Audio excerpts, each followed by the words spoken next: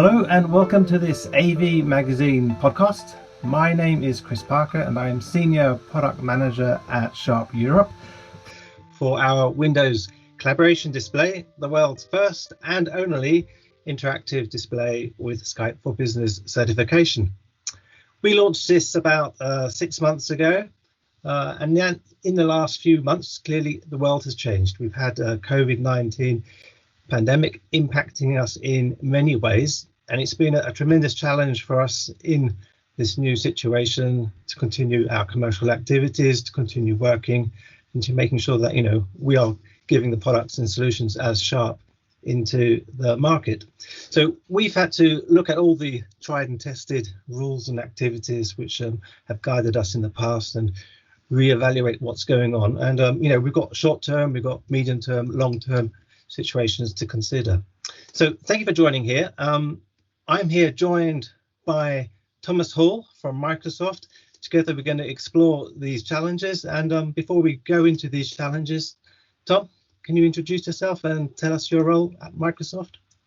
Hi Chris, yeah, certainly. I'm Thomas Hall. I manage the Sharp relationship for Microsoft here in the UK and Ireland. We look after lots of exciting things around what you're doing with your technology, the Teams integration and all of that good stuff. So yeah, very excited to talk to you today. Thank you very much, Tom. So, here at Sharp, and I'm sure the same with you at Microsoft, we're trying to conduct our daily activities as much as possible. Many of us are forced to work from home. Previously, we had a good working experience in the office. We're meeting and working with our colleagues all the time. We're looking to be creative. We're looking to bounce ideas off each other, share, create new things, get these solutions, and communicate nicely. Even within the team, working together closely, you have a chance to get to know each other, to build the teams. Maybe you've got new people coming on board, onboarding.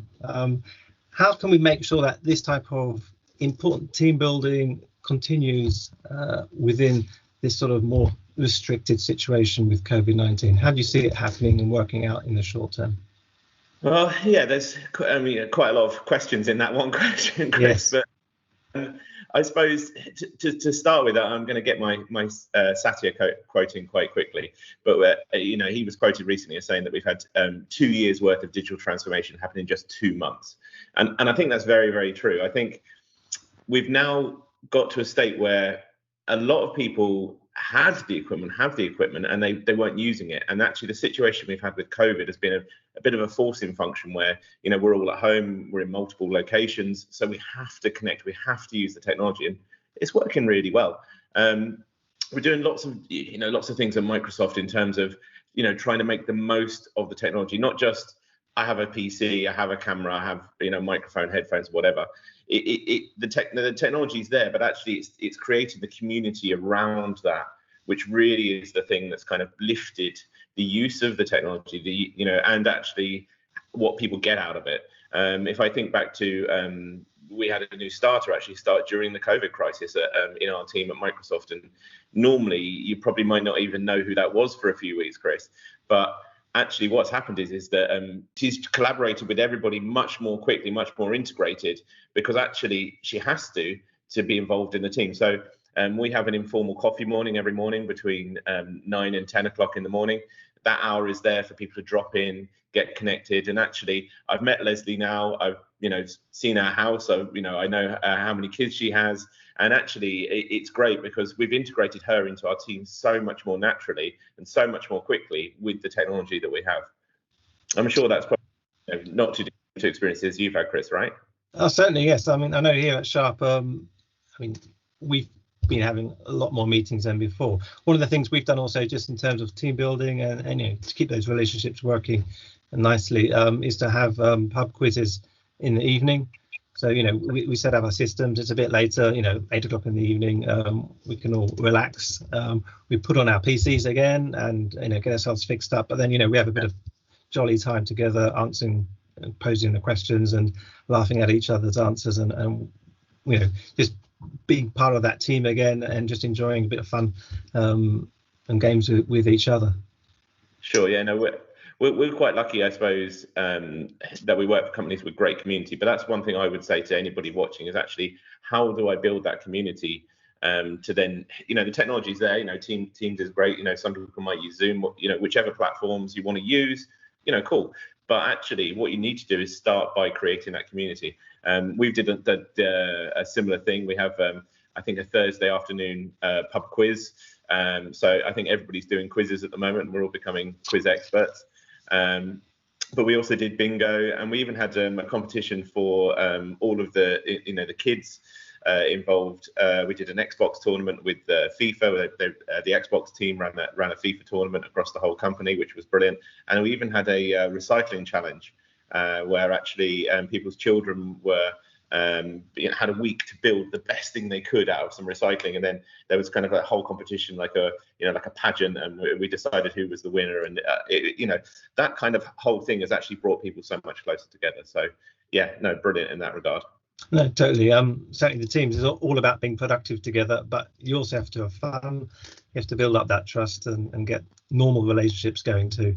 Certainly one of the things we are particularly proud of with the Windows collaboration display is that it does have this Skype for Business certification, and that means you get really good audio, visual, microphone quality. We're doing this also remotely, and you need to have that good sound and good video really to get good communication and to make sure you have best sort of trust taking place and building those relationships.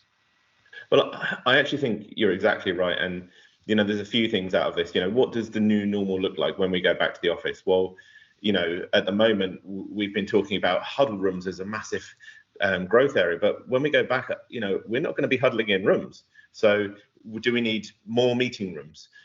Do we need better equipped meeting rooms to make sure that the people dialing in, because at the moment you probably might or might not have somebody dialing into your meeting. That's kind of been the traditional way, but now I can guarantee you, after this situation, there's going to be people, and I would say every meeting is going to have somebody dialed into it. So we need to make the experience good for the people dialing in, and also for the people in the rooms. And we need to make use of the space better. We need to make sure the equipment is right in the rooms, and we need to make sure that seamless transition between what we're doing now at home actually comes back into the workplace. And I think that's where the collaboration display will be one of the products that really will light up meeting rooms in the next few years.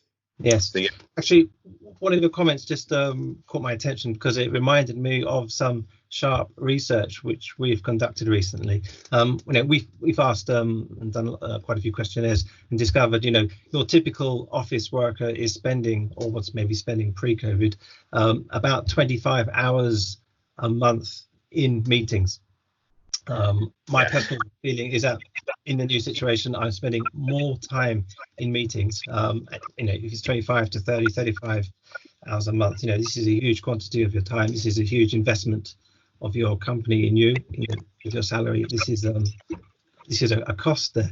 But with all those hours and with the results from the questionnaire, the key statistic coming out was that 85% said they were more productive at their desks than in their meetings. So somehow meetings aren't being conducted as efficiently or productively as possible. Maybe communication, maybe sharing isn't as qualified.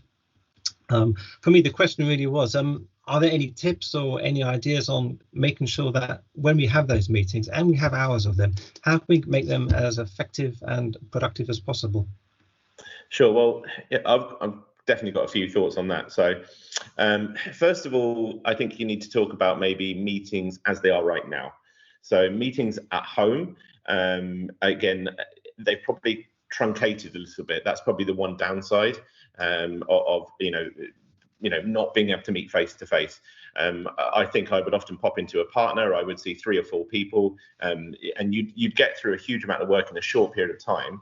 But the cost and outlay would be traveling to and from that location. It might be a meeting in Paris, for example. You've got to fly over there, then you have the meeting, then you come back, and it's 2 to 3 days of time that's taken to have that high quality meeting.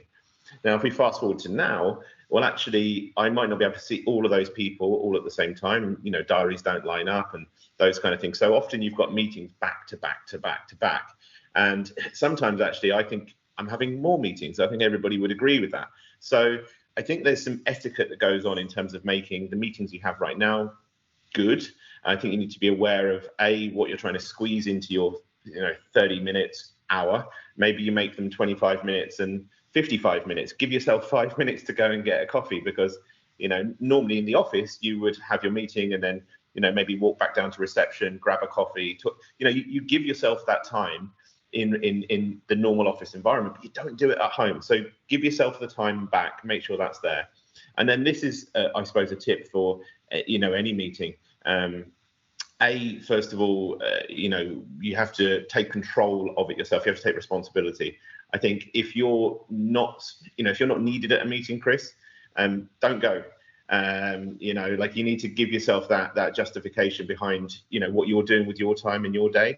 But actually the preparation, and again, I can only think about this call. We had lots of preparation for this call, but we wanted to make sure that we had good conversation and we had the right outcomes.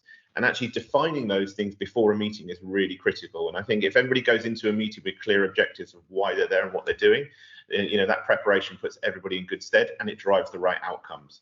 So that would be my tip, Chris. I don't know about you. Have you got any tips? Certainly there's a lot of technical things you can do in preparation. And the worst thing is days where you have all those back-to-back meetings. Not even time for a comfort break. One thing I wanted to bring in, which is maybe a bit of new tech, and also see if there's any other technical ideas or smart solutions around. That is with the Windows collaboration display. We also measure environmental conditions. Environmental conditions, if it's temperature, humidity, amount of carbon dioxide in the air, the lighting, the whole ambient situation is also affecting you, and also your ability to concentrate and to make a valued contribution into a meeting. So here I am at home. Make sure that the window's open when you can, get the fresh air in. But with our smart technology, we can measure the ambient conditions, and you can make those adjustments if it's too hot, you're losing concentration, or change air conditioning settings. So I was wondering if there's any other trends or smart tech, which can also be used in our meeting room situations. Well, I think it is the right equipment. At the moment, only 15% of meeting rooms have the right equipment. And we've jumped from a place where, we had 35 million people using Teams. We've now got 75 million people using Teams. It's here to stay. So the things I would make sure that you've got is you need to have a suitable video equipment in that room. That is absolutely critical, because at the moment, most rooms don't have that. So, the investment or the money being saved right now on T&E, maybe businesses should be looking to invest that into their rooms so that when people go back, they actually have that great experience. I know one of the things that the collaboration display does as well, actually, it counts, or it has the ability to actually track how many people are in the rooms. I think that's right, isn't it, Chris? Actually, it's the capability is built in. It's not yet finalized. So okay, so it's coming soon. But obviously, I think that that's going to be really new. But that's going to allow people to actually manage how many people are using the usage of the room. And I think when we're kind of optimizing our workspaces and looking at what we're doing, you might have a situation where somebody's got a reoccurring meeting in the boardroom, and there's only 1 or 2 people in that meeting, and the meeting room is big enough for 20 people. And there's a room perfectly good next door that will actually take 6 people, and those 2 people can use that 6 people room. And again, once you optimize the usage of the rooms as well, I think that's going to be super critical for when we go back to work. So I think that's something that's exciting that I know you're doing, that I think the collaboration display will definitely help with. Certainly, yes. It's got a pretty good set of smart sensors in there. You said it, and let's jump onto that, and that is this return back to work. Fortunately, lockdown measures are gradually easing, and there are ways and means in which we are able to return to the office. So the office will be there again. What we see as Sharp is we see more of a hybrid situation emerging. So, certainly in the medium term, we won't have everybody back in the office. There will have to be a degree of social distancing being observed. Maybe the office population will be only 50% or thereabouts of what it would normally be. But the work goes on, and people will still be having to stay at home or shift systems. So we see it as a hybrid system, in that those meetings at work will take place with people socially distanced, and also people coming in, dialing in from their remote locations. Sure. And with Windows Collaborate, we see this as the perfect solution to enable those type of remote and local meetings to take place comfortably, to get the communication and the sharing going, and to enjoy great audio visual experiences. I mean, where do you see Microsoft with engaging and assisting with those type of hybrid meetings? You've got the people in the office, and you've got the people Sure. dialing from different locations. Sure. Well, it's kind of, it's interesting. We've got twice as many teams as there was 5 years ago. Everybody collaborates all the time. It's in the name of the product, right? So it's quite important. The collaboration side of it is critical. It's not just video equipment. I think that's really important for people to get their heads around. What the collaboration display does, and what Teams does, is it creates a platform for people to connect and share. You've got live whiteboarding. You've got the ability to put, closed captioning on, which works in 25 different languages. If you've got people from another country, you can actually make it more inclusive for people in different regions. You can just turn on, those captions. That's brilliant. It records the meeting, so afterwards you can actually watch it back. Again, that's really clever. Etiquette for a meeting is that, I can't make that meeting time, no problem at all. Have the meeting, record the meeting, and send somebody the meeting back. And actually, it will transcribe all the text in all the voice in that meeting to text. And so you can actually even mention, say, for example, your manager's name. And what they can actually do then is they can actually search for their name in that transcription, and it will take them straight to the bit where they were actually mentioned, and then they can actually look at the content. So that creates efficiencies around how people work through technology. And these are things that the software lights up with the right hardware. So that's where Microsoft is working with partners like Sharp to create these solutions, which they don't exist until today. And I always kind of think that we're now living in almost like Star Trek. We're living in the future where you can walk into a room, you can have zero touch join, proximity join. Your phone recognizes that there's a collaboration display there, automatically joins you into the meeting. It's completely seamless. You walk out of the meeting and you just feel good because the technologies work properly. And I think that's really what Microsoft's trying to do, for the meeting rooms. And it's all built on our M365 platform, which then gives you all of that collaboration across, your OneNote, Excel. Everything can pop in and out of that platform, and it's very, very seamless. So it's really intuitive, it's really straightforward, and it makes a lot of sense. So that's what we're trying to do. No, thank you very much, Tom. We launched our Windows collaboration display 6 months ago, and this is very much the partnership between Sharp and Microsoft.